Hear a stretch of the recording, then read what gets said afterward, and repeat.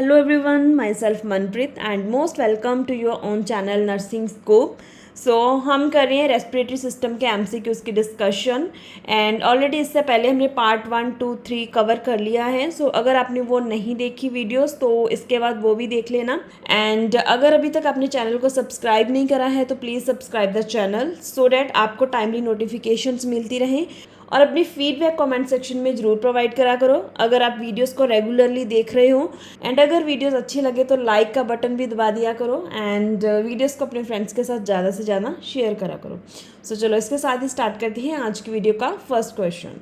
The first question is about emphysema. A client is diagnosed with the emphysema. Which clinical sign should nurse expect to see? Select all that apply. जो emphysema है इसको हम किस disorder के under पढ़ते हैं? Date is a COPD, chronic obstructive pulmonary disease. COPD में हम पढ़ते हैं एम्फाइसीमा एंड क्रॉनिक ब्रोंकाइटिस. और अभी आपसे पूछी है एम्फाइसीमा के क्लिनिकल मैनिफेस्टेशंस क्या हो सकते हैं. Option A is atelectasis. देखो जो एम्फाइसीमा है it is the hyper inflation of the lungs with the destruction of the alveolar walls. But atelectasis is another condition in which there is a collapse of the alveolar lung tissue.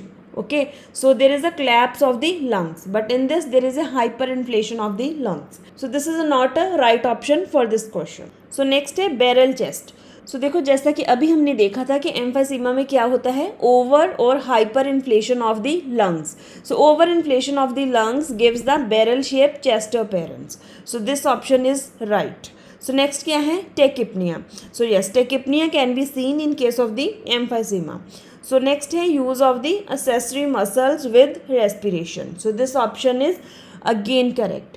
जो emphysema होता है इसके जो main characteristics होते हैं that are the dyspnea on exertion, then barrel shape chest, tachypnoea and use of the accessory muscles on respiration. इसमें option B भी सही है, सी भी ठीक है एंड डी भी सही है. ऑप्शन ए नहीं होगा इसमें. इसके साथ ही हम देखते हैं next question. Next question is about COPD. A client with COPD is being evaluated for lung transplantation. Which sign and symptoms would nurse expect to find during the initial physical assessment? Select all that apply. Option A is decreased respiratory rate. अभी हमने ऊपर वाले question में देखा कि COPD में respiratory rate increase होता है, नॉट डिक्रीज. ऑप्शन ए तो नहीं हो सकता. नेक्स्ट है डिज्निया ऑन एक्सर्शन. मैंने अभी आपको बताया कि COPD का मेन सिम्टम होता है डिज्निया on exertion, barrel shape chest भी होती है. Option D is shorten expiratory phase. COPD में टेकिपनिया के साथ साथ जो एक्सपायरेटरी फेज होता है वो प्रोलॉन्ग्ड होता है, नॉट शॉर्ट. ऑप्शन डी नहीं हो सकता इसका answer. Next option is clubbed finger and toes. This is a right option. Fever COPD में नहीं होता है, ये इसकी मेन मैनिफेस्टेशन नहीं है अनलेस कि कोई इन्फेक्शन प्रेजेंट ना हो. जो टिपिकल फीचर ऑफ COPD हैं that are the dyspnea on exertion, barrel shape chest and clubbed finger and toes. Option B, C and E are the right options. इसके साथ देखते हैं next question. Next question is while making a rounds, nurse find a client with COPD sitting in a wheelchair slumped over the lunch tray. After determining the client is unresponsive and calling for the help, the nurse first action should be. अब first action क्या होना चाहिए? Options are push the blue code, call the rapid response team, open the client airway, and option D is call for the defibrillator. भी patient unresponsive है, nurse is calling for the help and उसका भी first action क्या होना चाहिए? देखो जब भी लगे कि पेशेंट अनरिस्पॉन्सिव है फर्स्ट एक्शन होना चाहिए ओपनिंग ऑफ द एयरवे. ठीक है. देखो जो मेन प्रायोरिटी इंटरवेंशन है that is the opening of airway. Opening of airway may result in the spontaneous breathing and that will help the nurse in determining whether further more interventions are needed और not. Here the right option is option C. Question number 4 is a client is receiving streptomycin in treatment regime of tuberculosis. Nurse should assess for decreased serum creatinine, difficulty swallowing, hearing loss or IV infiltration. Nurse को किस चीज़ के लिए assess करना है while the patient is on streptomycin? सो देखो जो streptomycin है इसके जो मेन साइड इफेक्ट्स होते हैं that are the nephrotoxicity and ototoxicity. Nephrotoxicity क्या होगी, किडनीज को डैमेज। अब किडनीज को डैमेज होगा तो सीरम क्रेटिनिन लेवल इंक्रीज करेगा, not decrease. So this option is wrong because nephrotoxicity के साथ क्रिटिनिन लेवल इंक्रीज हो सकता है और नर्व्स को एवेल्युएट करना है for increase serum creatinine level. So option B is difficulty in swallowing. So streptomycin का डिफिकल्टी स्वेलोइंग के साथ कोई लेना देना नहीं है, so this option is inappropriate. So option C is hearing loss. So जैसा कि मैंने आपको पहले ही बताया कि जो स्ट्रेप्टोमाइसिन होती है that can cause the ototoxicity. Ototoxicity क्या है, it is a damage to the eighth cranial nerve. ठीक है, जो एट्थ क्रेनियल नर्व होती है हमारी that is a vestibulocochlear nerve, उसका डैमेज हो सकता है due to the use of streptomycin. ठीक है,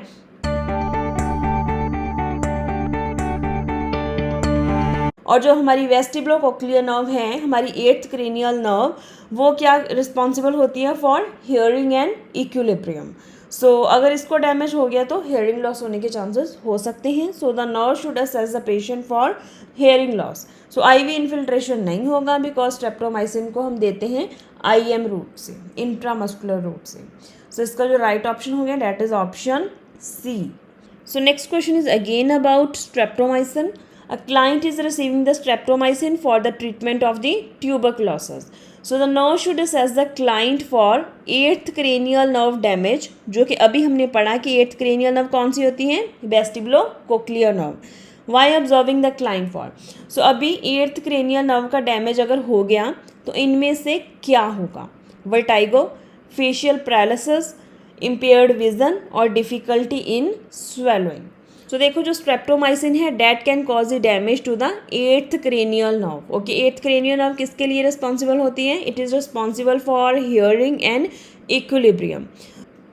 सो जो स्ट्रेप्टोमाइसिन है that can cause the ototoxicity.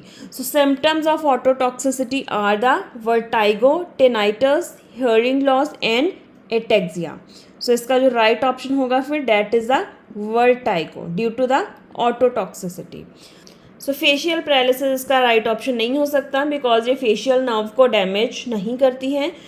So next is the impaired vision. So vision impairment भी नहीं होगा. सो अगर optic nerve, oculomotor nerve and trochlear nerve का डैमेज हो तब इम्पेयर्ड विजन हो सकता है. एट्थ क्रेनियल नर्व से विजन इम्पेयरमेंट नहीं हो सकती.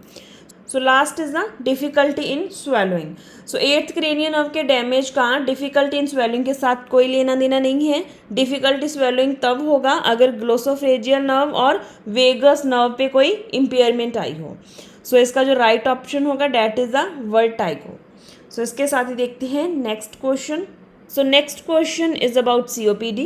So which of the following diet would be most appropriate for a client with chronic obstructive pulmonary disease? Option A is low fat and low cholesterol diet. So low fat and low cholesterol diet हम recommend करते हैं in case of the patient who is at risk of the coronary artery disease.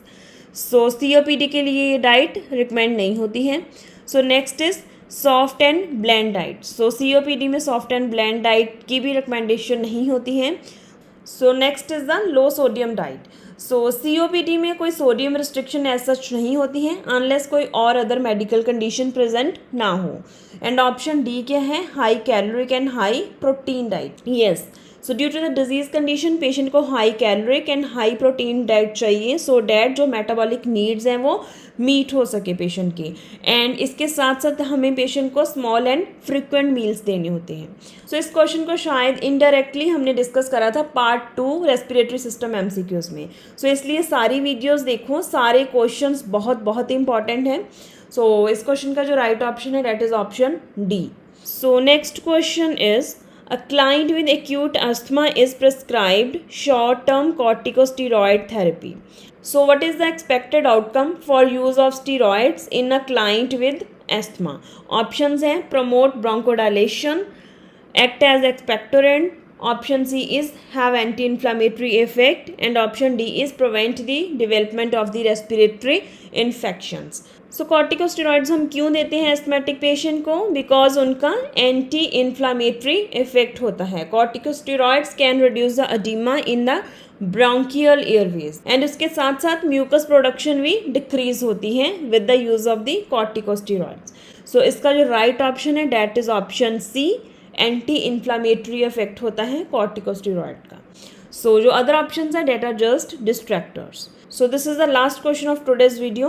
So which of the following nursing intervention would promote the effective airway clearance in a client with acute respiratory distress?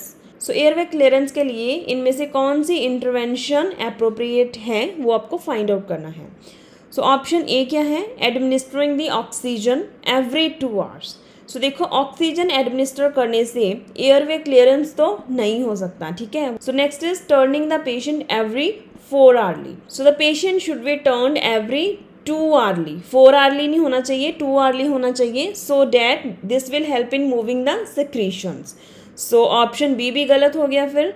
So option C is administering the sedatives to promote the rest. So sedatives दोगे तो क्या होगा, respiratory system depress होएगा और, ठीक है। सो airway clearance तो नहीं होएगा इससे। सो ऑप्शन सी भी गलत हो गया फिर। Option D is suctioning if cough is ineffective. So if the patient is unable to coughing up the secretions and clear the airway, then suctioning is the option. So suctioning is the best option for effective airway clearance. So here the right option is option D. Okay so that's all about the today's questions. So अगर आपको videos अच्छी लगती हैं तो मेरी motivation के लिए आप वीडियो को लाइक कर दिया करो एंड अपनी फीडबैक कमेंट सेक्शन में ज़रूर प्रोवाइड करा करो। अच्छा लगता है जब आप कमेंट्स करते हो एंड वीडियोस को ज़्यादा से ज़्यादा अपने फ्रेंड सर्कल में शेयर करो सो डैट सबका बेनिफिट हो। सो इसके साथ ही वीडियो को यहाँ पे एंड करते हैं। सो कल मिलूंगी रेस्पिरेटरी सिस्टम के न्यू इंपॉर्टेंट क्वेश्चंस के साथ। So thank you so much for watching.